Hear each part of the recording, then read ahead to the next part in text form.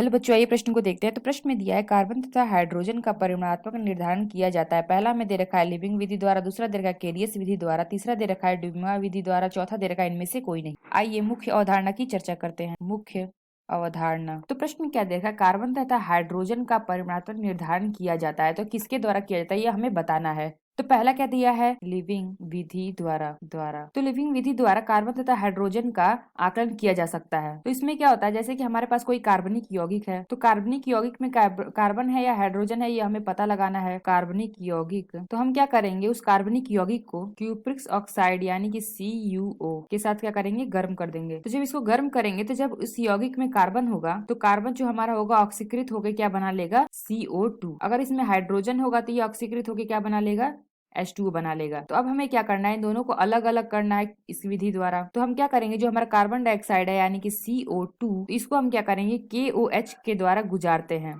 KOH यानी कि KOH से गुजारेंगे तो KOH का विलयन लेंगे और CO2 को इसमें पास करेंगे। तो ये क्या करता है, CO2 को अवशोषित कर लेता है। CO2 को अवशोषित करता है। तो अगर हमारे यहाँ जल दे रखा है तो ये जल यानी कि H2O, इसको हम क्या करेंगे, कैल्शियम क्लोराइड से पास कराएंगे।